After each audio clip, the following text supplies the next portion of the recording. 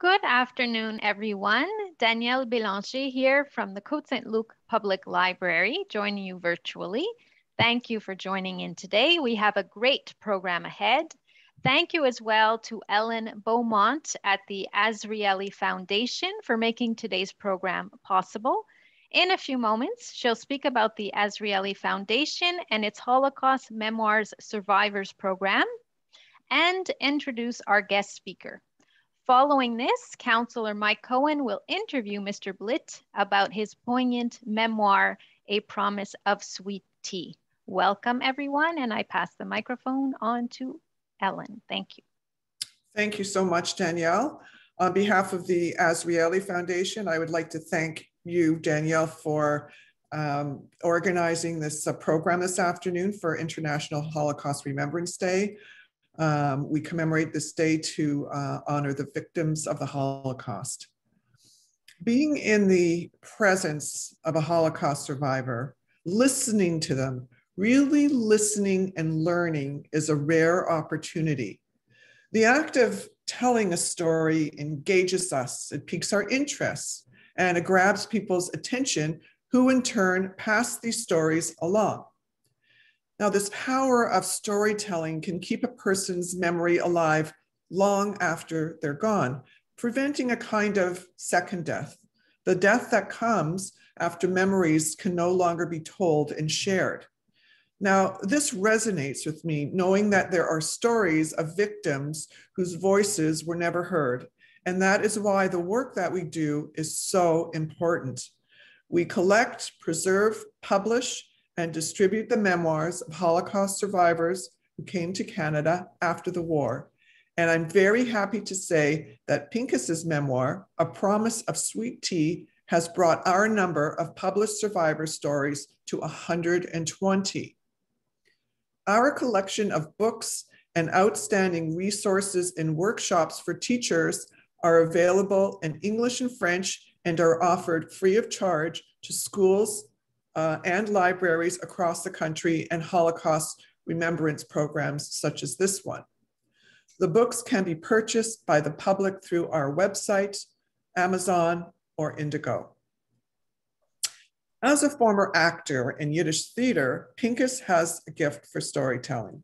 He brings to life a lost world of Jewish culture from a small village in Eastern Europe, now part of Ukraine. A Promise of Sweet Tea is an evocative and wryly told story of loss, survival, and ultimately love for community, language, and Jewish culture. It is brimming with references to music, to folk tales, to the particular mix of languages Pinchas was exposed to in his childhood, and it's written from his perspective as a child. Pinchas really brings the reader along such a vivid journey with him through villages, marshes, fields, and forests as he and his family face death, as Pinchas struggles with his faith and with his mortality.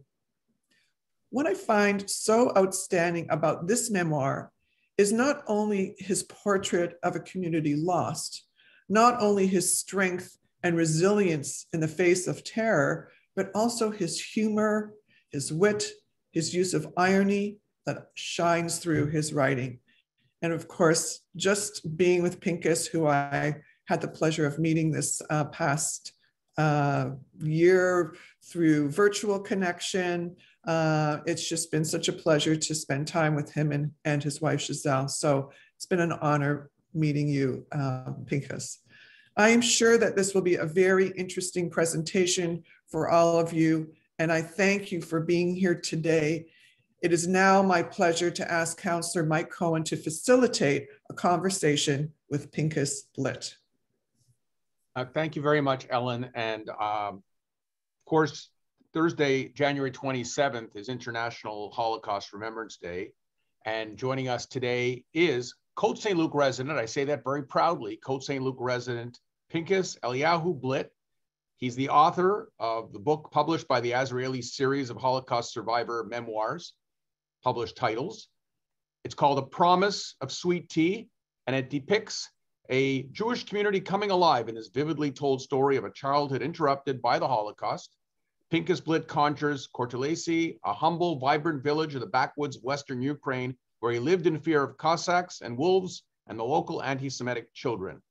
I will tell you that I interviewed Pinchas for my column in the suburban newspaper last summer, but I hadn't read the book yet. I had only read the press release. Well, here is the book right now. I'm going to put it right up in there in front of the screen. And I have to tell you, Pinchas, that I couldn't put it down. I am waiting for the motion picture. I don't know who will star as Pinchas Blitt, maybe Robert Redford, I'm not sure. But it was fascinating, edge of your seat. And I was so impressed. And I know when it's available at our library, and we're going to be also making copies available for people to win, they're all going to treasure it. And I'm also making sure that our students in the English Montreal School Board get to see it and hopefully get to meet you as well, personally or virtually. So I think I'm going to start off by asking you the first question. If we do have time at the end for people to put in their questions in the chat, we can do that as well. But Pinchas, let me ask you, as a child, how did you cope with the horrors that surrounded you?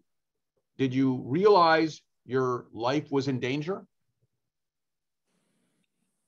Well, during the war or before the war? Well, I would say before the war. Based on what I read, before the war, you knew trouble was coming, and certainly during the war. Because before the war, there was always comfort. There were grandparents, there were uncles, they were all there that were interested in protecting you. Yes, I was afraid of wolves because that's the animal that we were most afraid of in the area. And Cossacks, there were no more Cossacks in my times, but my grandmother, she lived through Cossacks pogroms. Her cousins, her cousins were killed by Cossacks. Husband and wife team, and they left 3 orphan children. 2 of them ended up in Canada after that, and another one a daughter ended up in the United States, in Boston. And it was this family that brought us into Canada. They were acting as my mother's second cousins. So my grandmother knew about Cossacks, and she was talking a lot about it to me. And I thought that they were all around me, but actually there were no more Cossacks in the neighborhood. Pinchas, when most of the book, your life does seem to be in danger almost every page, until we get to the end when you're liberated, and then you go across Europe, and then you make your way to Canada, and we see the happy ending and the extraordinary ending.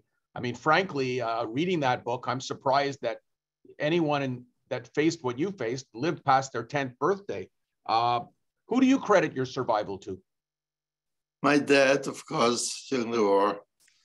My dad was actually, he almost like in his mind, he knew we were going to survive. So there was no doubt in his mind about survival. But he did everything. He took the risks. He brought the food. He entertained us. He told us stories. He encouraged us to take the bad and the good. And we'll all live through that. And his line was always, we'll be dancing on his grave. And that is, Maximo Hitler, we'll be dancing on his grave. That's the way he used to talk. So my dad, my mother too, of course, but she sometimes would get hysterical about things. She couldn't take the pressure. It wasn't easy for her. But there was a time when we were alone only with my mother, and we thought our father was killed in Ratno during the liquidation, that when she had to take up the responsibility of feeding her children and helping in their survival, she was there, very heroic, very heroic. She fought like a lioness to save us and to help us survive. And I think both your parents had good strategic advice, because it was clear from reading the book that if they would have decided A instead of B, you could have all been killed by the Nazis and the Germans. Yes, there were some accidents, like the time, instead of sleeping in our own house at the beginning of the village, we decided to sleep at the end of the village with the paternal grandparents. And this day, the Germans came and whoever they caught was killed. We managed to run out through the back door and escape. Even now, I get the shivers when I think about it.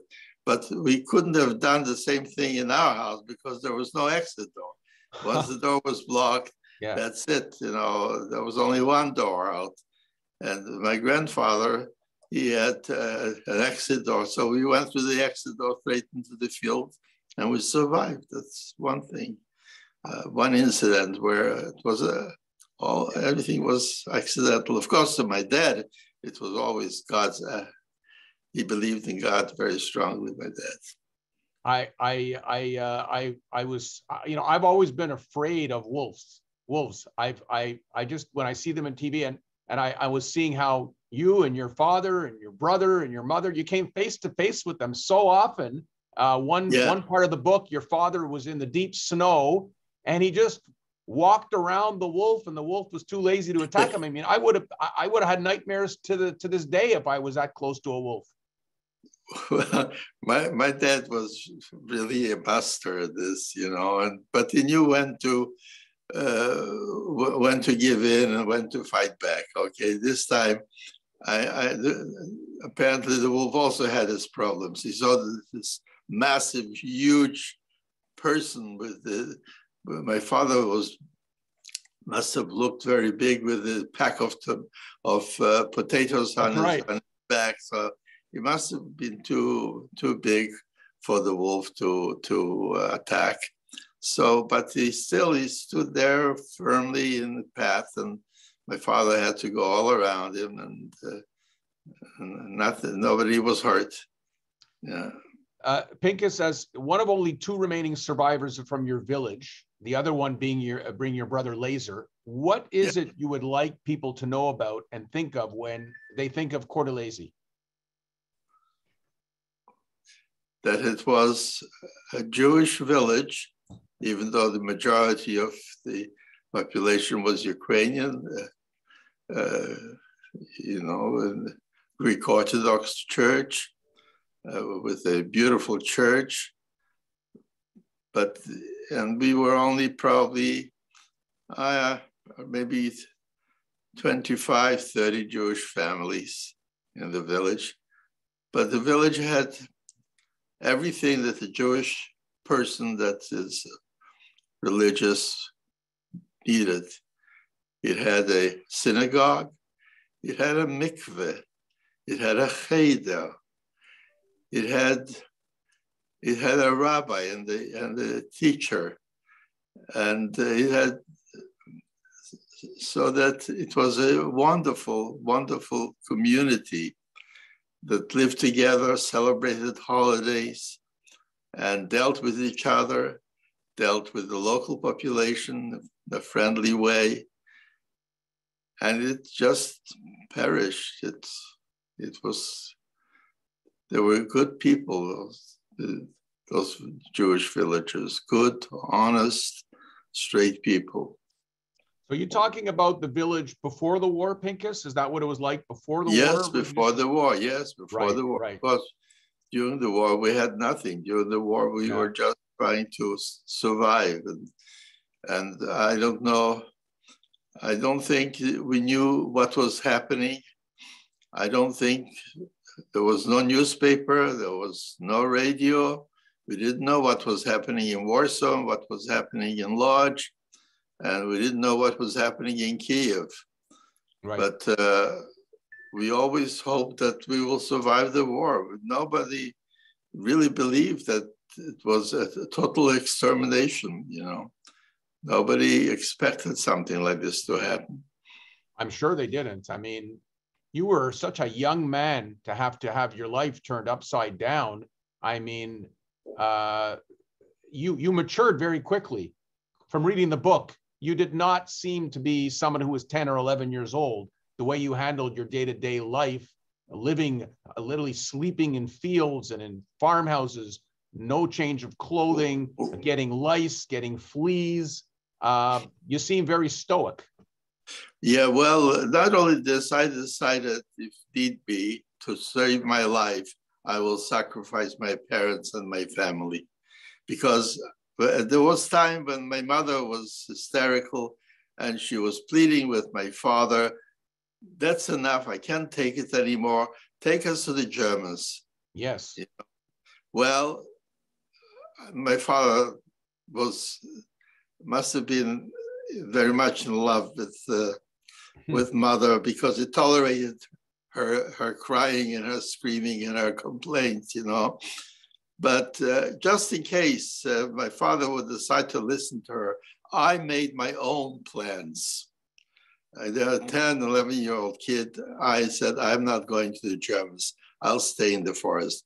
Of course, I didn't know what would take for me to survive in the forest all alone. But I decided to stay in the forest. I will run away. I'm not going to the Germans.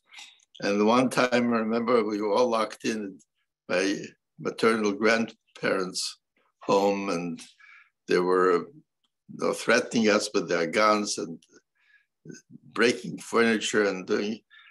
I left my parents. I ran out through the window into the dark. I stayed outside the whole night and all on my own, because I didn't think we should stay there and take this, treatment. So I ran out, leaving my parents, my brother, and my grandparents. I just ran out through the window and went into the fields. Pinchas, if someone would have told you when you were 10 years old that 80 years later, you'd be on a Zoom call telling your story of success, would you have believed them? No, of course not. I didn't think we had a Zoom. Of course not. I didn't know there was Zoom until 2 years ago myself. No. I didn't invent a Zoom. Yeah, but it's an incredible story to be sitting here talking to you. Again, as I told you off air, I said to myself, how did he live past his 10th birthday? It's an absolute miracle. And you were sharing that with me, but what was it like? We hear about the former Soviet Union. We hear a lot about the Ukraine and the Moscow right now in the news every day. But what was it like when the Soviets invaded your village, your vibrant village? That changed your life forever. Completely, yes. Oh, yes. It was, well, I think the Soviets at that time, at least, maybe now too, I don't know, concentrated on the young people. And the young people got everything. But they also got brainwashing and propaganda to such an extent that Stalin was everything to me. I mean, he was loved, he was praised. I still remember some of the songs and poems that I used to sing about Stalin's love for children, and Stalin's love for children was always with us, and we always remember this. But under the Polish regime, they didn't need the propaganda. Pilsudski was there, okay, he was there, he was a general and he was a leader, but that's the extent. But the Russians, the Soviets, were presenting Stalin as a god, the one that provides the air to breathe. And this is the way we thought about it. This is the way we thought. This is the way we lived under the Soviet Union. The former Soviet Union, which young viewers won't remember, but I remember working at Canadian Jewish Congress, and it was still the Free Soviet Jewry movement. And of course, things got so much better, when they broke up and they all became independent states. And now, if you look, what do you think, by the way, when you watch the news right now and you see Putin and you see Ukraine under threat? That must give you chills. It does. It brings I think Putin is going back to Stalinism. He wants to create Stalin's empire, and somehow he'll have to be stopped. I mean, you can't allow another a country with atomic weapons to attack peaceful countries. If Ukraine wants to be in NATO, well, that's Ukraine's problem. That's Ukraine's idea. I think Ukraine should have the freedom of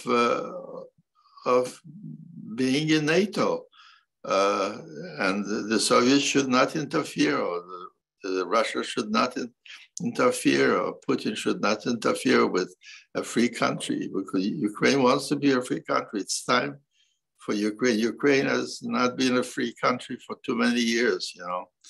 It was part of it was under Poland and part under the Soviet Union, and then completely under the Soviet Union. I think Ukraine is entitled to have its freedom. If it wants to be a part of NATO, it should have the right to be part of NATO. So Pinchas, you told us about when the Soviets came in. What about when the Nazis arrived? What did they do to your village? Oh my God.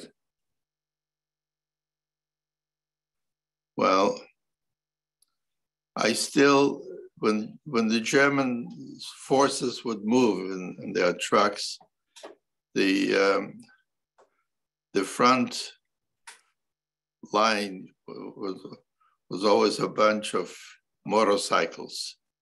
They would move ahead before the trucks. And when you heard those motorcycles, you knew that German soldiers are coming. And it still gives me the shivers when I hear the sound of a motorcycle. Really? Oh, yes. The sound of a motorcycle brings German soldiers. And they are bad, of course, because they came to kill.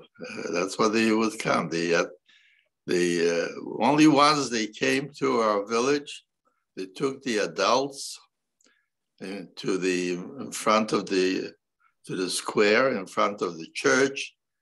They rang. They told the Jews to work harder, to wash more often, things like this.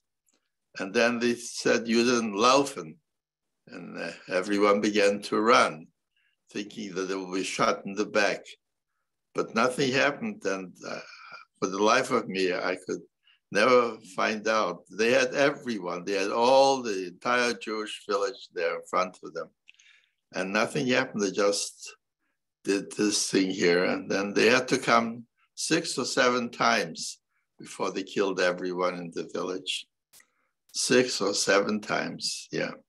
We hear the stories. I went to Poland many years ago on a trip with survivors. We went to the camps. I heard from other survivors. We've seen movies, we've seen TV shows, we've seen books, but you can never understand how cold-blooded these Nazis were.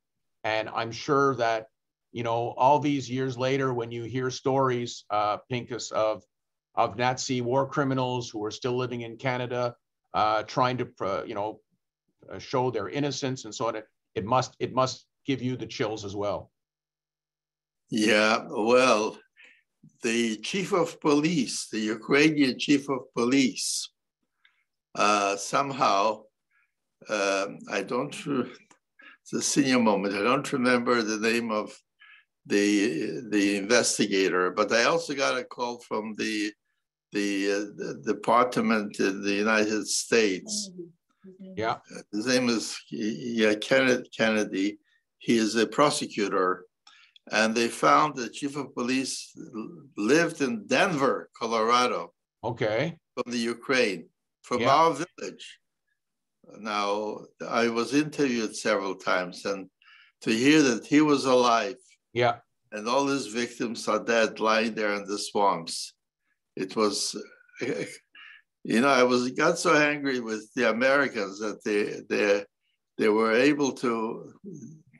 They didn't stop to people like this to come into their country. Right. And there he was. But I haven't heard from them after. I guess he must have died. So that's the end of the story. But there was the chief of police, the chief of the Ukrainian police, who was responsible for the death of not only Jews and gypsies, but also his own brothers, you know, the Ukrainians. They were killed with the help of the Ukrainian police. There was alive and well and probably raised a good family. I know one of his sons is a professor, apparently, you know, so I have nothing against his family, but he certainly should have been tried and charged. Well, it took until Brian Mulroney was elected Prime Minister of Canada for our Canadian government to do something. It was Brian Mulroney who created the Deschênes Commission, and I just started to work at the Canadian Jewish Congress back in 1988 when that was one of my first dossiers to work at. And I give them credit because they did what they could. It was they weren't in office prior to that. It wasn't the government of none is too many. And they did. And I remember going to court many times to see these proceedings and how all these alleged Nazi war criminals who we knew were guilty were all saying, I'm a frail old man, leave me alone. But I'm sure you wouldn't think that way if you came face to face with one of those Nazis who was responsible for killing your friends and your family. You know, one thing you just said before about how cold-blooded they were in the what they did. Yeah. How cold-blooded they were. When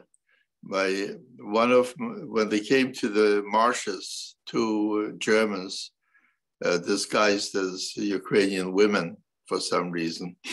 Really? And they were so cold-blooded that they killed the people in the marshes, and including babies. And if the mother was killed and she fell with the baby and the baby was crying and walking, they would shoot the baby, you know, like, that survived the fall, you know. They were cold-blooded. They were trained, I guess, and they considered Jews as, I don't know, as below the animal world. Yeah. Not worthy of living in their eyes. No. Yeah. So Pinchas, you're 90 years young. 90 years. How old exactly? 90, yeah. Right. So 90 years, I say young, not old. 90 years young, because you're very young. Good. Yeah. Why did you decide to write a book at this stage of your life, and how long did it take you? I decided to write when I retired. When I retired from my practice, my law practice, and I felt that I should tell the story. I mean, and I did write before that too. I have notes and stuff like this. I've been doing it all the time. So it's not something that I decided overnight. I was thinking about it for a long time. And when I had the time, I decided to simply write about it. I mean, I'm the only one, and my brother, the only people that can give any information on the village. Well, Ukrainians too were from the village, were killed, all of them. Most of them, actually, I think there was a population of about 3,000, and almost 3,000 men, women, and children were massacred, and the village was burned down to the ground. How long did it take you to write the book? About 2 years, 2.5 years. And did you write it by hand, or did you type it in your computer? On the computer. That's okay. I could never do. How did it come about that you approached the Azrieli Foundation, which we should all be grateful for? May David J. Azrieli rest in peace. Did you know David Azrieli? Did you ever meet him, by the way? I knew who he was. I never met him. I had the pleasure of meeting him many, many times in my life, interviewing him. A fascinating man, and his children have carried on his legacy wonderfully. How did you go about? Did they approach you? Did you approach them? How did that all happen? No, first I approached them. I sent them a draft, and it was rejected. Okay. Then a couple of months later, I got a call, and they were all excited about it. Okay. I was on the phone, and I was excited too. You know, when they talked to me about terms, I said, "You make the terms, whatever terms are. I'm not terms. Just publish it." And they were very thorough. I know they were very thorough. They did a lot of fact checking. I mean, it's a beautiful, beautiful book. Oh, yeah. Yeah. Yeah. And they even had some Russian experts that used the Russian words, and Ukrainians. They had, sometimes we had disagreements. So some I won, some I lost. I mean, well, for the lack of another word, but it wasn't a battle. It was really a discussion. And Dora Levin is a wonderful person. She had so much sympathy for my. That's your editor. Yeah. Yeah, your editor. The editor. Yeah. Right. Right. I have a prompter. Yeah. You need a good editor. That's for sure. Yeah. No, she did a wonderful job, and she did a wonderful, wonderful job. And I'm sure she improved the text. She improved the story. She made it what it came out to be. And a beautiful job at that. Where did the title come from? A Promise of Sweet Tea. Actually, it was Giselle that at first I wanted the title I suggested was Only the Lucky Ones Die. And this comes from the story where the woman that was pregnant, she gave birth to triplets, and she died and the triplets died. Oh my. The line that was used after she died, that she was lucky to have died. Yes, she was, I think that was the truth. She was lucky because a month or 6 weeks later, the Germans came and killed everyone, killed all the Jews, but they were not there to be killed anymore. Yeah. So they would have been lucky to have died. But they didn't like, the foundation didn't like the title. Okay.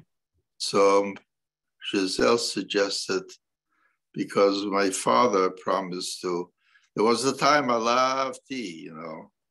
When I had to stay away from sugar, I couldn't have any tea. But when, so tea without sugar is nothing. Not very sweet. No, the tea has to have sugar. I think I probably liked the sugar more than the tea. And I would, as a kid, I remember it was the middle of the night, I would drink rather cold tea. Right. So my father promised to bring us to America, and I could have all the sweet tea I wanted. And are you still drinking sweet tea to this day, Pinchas? No, I have to stay away from sugar. I can't have sugar. Oh, isn't that ironic? Isn't that ironic? Interesting. Yeah. So tell the viewers, I was fascinated with this too. How did you end up in Canada? And how did you manage to pick up the pieces of your life after the war? You know, first of all, pick up the pieces after the war. When we came to Canada, we felt at home immediately. And we met all sorts of Cotilicites that moved from Cotilis to Montreal. We met quite a few people that used to live in Cotilis. Both of my grandparents lived in the States for many years. My grandfather Berchik, my mother's father, lived in Pittsburgh, and he made those railway spikes. That's what he was doing.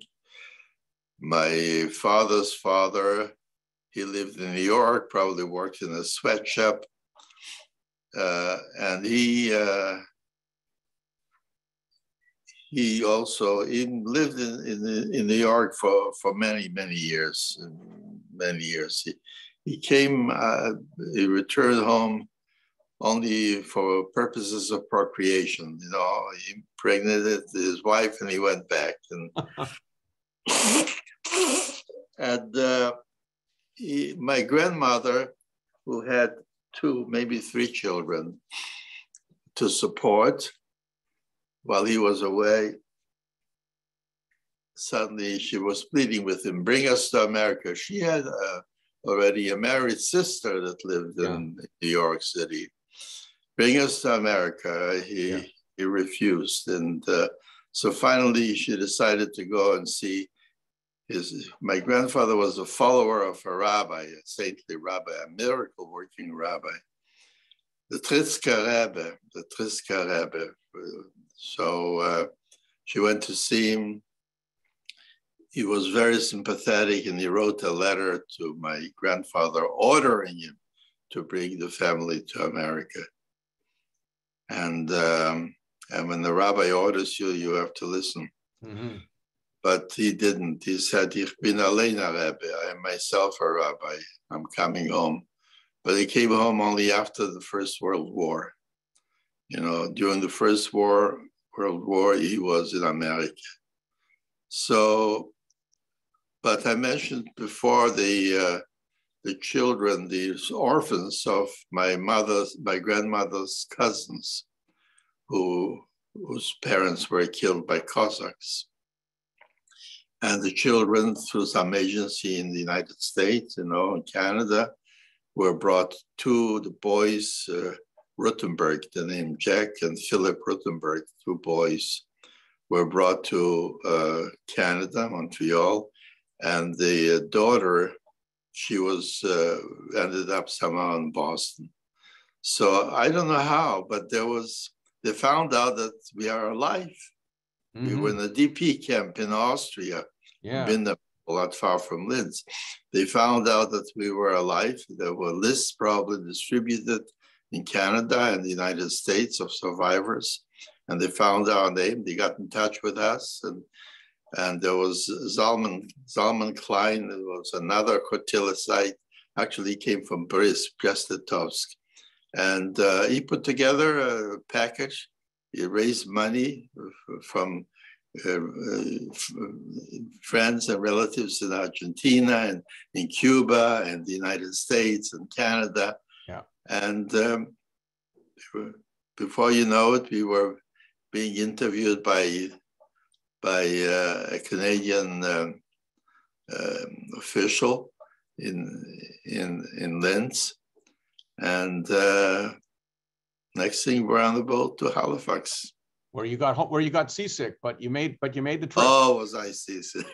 yeah. I knew that was coming when I saw you on the ship. I said it's coming. I'm just waiting for it, and there it was. Oh, what a sickness it is! You become suicidal, really. I was only on a nice cruise ship a couple of times in my life, and I got semi-seasick and said I'm never going again. But that's a whole other topic. So you came to Canada, just to wrap up a couple more questions, then we'll see if anyone wants to give a question through the chat. You came to Canada and you built a family, you raised a family, and you had a very successful career as a lawyer, only retiring in your 80s. Yeah. So I retired in my 80s. I had some wonderful partners, and we had a good firm. Unfortunately, they all died on me before, and the last one was a young man by the name of Michel Leroux. We were together for a good number of years. Before that was Alfred Zimmerman and Bernard Gardner. We had a big office, but they had a good practice, and I had a especially good clientele. One of them, by my clients, they knew me around the courthouse by the name of the client. Yeah. It was an American company, and they had investments all over the province of Quebec and Canada. And I was traveling all across Quebec to deal with their cases, and there was good money in it.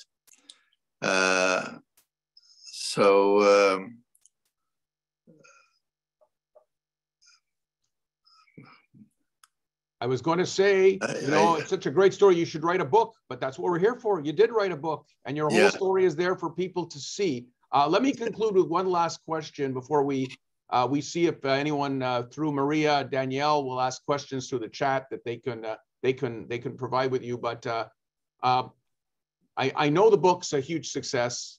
I know more people are going to want to read it. I know that I'm going to work through my end with my hat at the English Montreal School Board to get our students to read it and maybe meet you virtually. But when's the movie coming? Movie? I don't know. Perfect script for a movie. I'm sure the Azrieli Foundation's ready for a movie. Yeah, I was thinking about what happened in Rwanda, in the Hutus and the Tutsis. Yeah. Mm-hmm. Yeah, and it was a Holocaust. It was a genocide. It was, yeah. And it was very similar to, I remember the feelings of fear, of running away, and this is, I really felt for those people. And this Canadian general, what was this? Romeo Dallaire. Romeo LeBlanc, yeah. Romeo Dallaire. Dallaire, yeah. Yeah. What a nincompoop. I mean, he allowed people to getting killed because of some, I don't know, military considerations, So when I saw that, I saw the movie, and I felt very much going through myself again, the same, especially fear of being killed, fear of being shot. Yes, absolutely. I can't even imagine. The choices you have to make, to run, to stand still, to fight back, what to do. And this is a terrible situation to be able to live this. Absolutely, but an important story to tell. If you don't mind, we will take some questions. Maria or Danielle, would you be able to read any of the questions we're getting through the chat? And if people have a question, just write it out in the chat, and Danielle and Maria will read it out. Danielle, would you like to do that? Yes, it is not a question really. It's more of a comment that we just received. It says, "Thank you for sharing your amazing life story, Mr. Blitt." And it asks, "I'm curious to know what lessons you have for today's youngsters who cannot come close to relating to your extraordinary and horrific experiences." Okay, that comes from Glenn Nashin, former city councillor and man about town. Go ahead, Pinchas, would you mind? Well, you have to learn how to love people, not hate. And you have to allow others to have the freedom that you want to have as well. And hate is a terrible thing, and some people, they hate for no good reason. And this is the worst kind of hate, is the hate without reason, without consideration for something else, just pure evil hate. And this is terrible and it's happening right now. It's happening in many parts of the world. It's happening right now in Eastern Europe, where Russia wants to take over Ukraine. They consider the Ukrainians, most of the Ukrainians consider themselves completely different from the Russians. They are different people with a different culture, a different history. But Russians, including men like Solzhenitsyn, considered Ukraine as part of Russia, part of the Soviet Union. Ukrainians should have their freedom to decide as long as with that they don't hurt others by doing something, else. But Thank you very much, Mr. Blitt. I'm sorry, I think I cut you off involuntarily there. I'll let you finish your thought. I'm finished. Okay, thank you so much. Sound advice, sir. Thank you.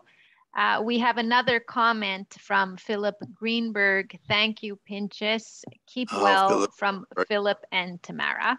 Thank you, Philip. Thank you, Tamara. Nice to hear from you. And I see something else has just come up from Bernard. How did you find out about the concentration camps, and how did you survive day to day in the forest? As long as we had food in the forest, we were able to survive. I ran barefoot over the snow and then stuck my feet into the fire to warm up. Wow. So there was no problem. As long as they let us live and didn't catch us, we were surviving. We were doing quite well. In the summer, especially when we had mushrooms and blueberries and all sorts of other greenery that we could pick up and make a borscht and eat. So we weren't, our bellies were not swollen. We were not in Auschwitz. We were really, we lived in the forest, we were hiding, of course, afraid to be caught and killed, but life was going on, and we had our schedules, we had our things to do, and we, until liberation. Yeah. Do you look back on those days? Because I've been hearing comments from people who are either survivors or family of survivors during the pandemic that we suffered now for the last 2 years. And you hear people protesting about not being able to go to restaurants and not being able to go to a movie, not being able to stay out late, not being able to get together with friends. And I've heard from some survivors saying, you know, after what we went through, you know, don't complain.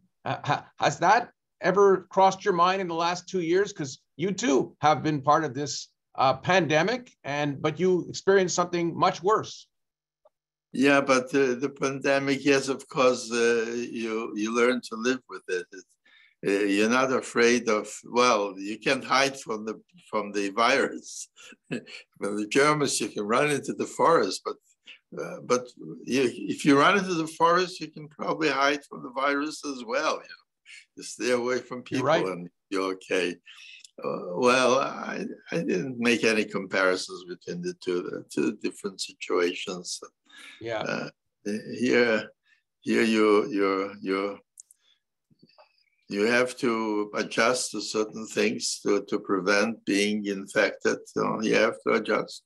You learn to adjust. I don't understand those people who don't take the opinion of the doctors and professionals, and they believe others who think that their freedoms are being taken away. Well, sometimes you have to give up some freedom to survive. You give away the freedom of driving your car beyond the speed limit. Yeah, it helps you to survive. Very well said. I like that comparison. Danielle, we have another question from Elaine Rand, if you want to read it.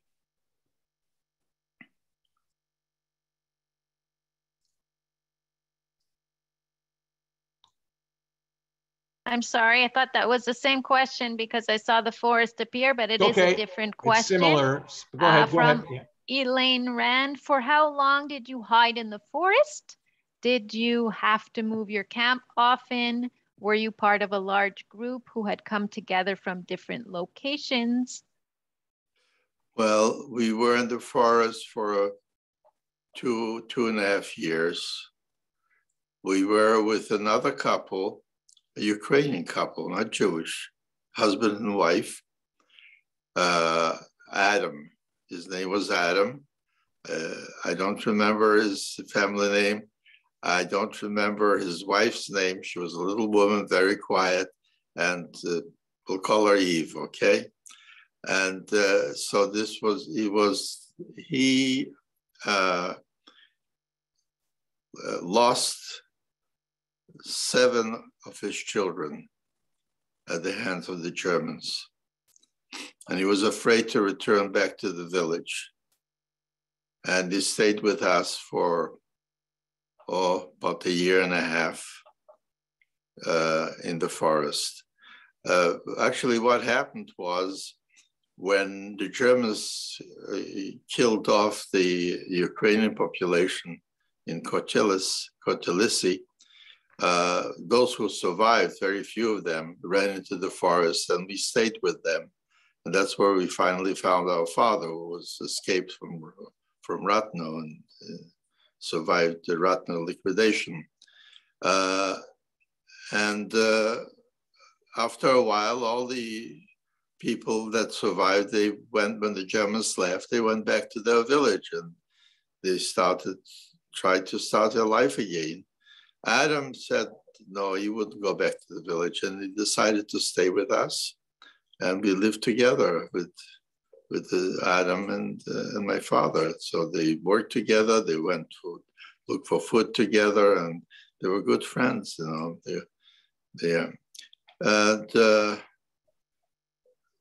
Yes, and moving, yes, we had to move from one place to another where we built our hut.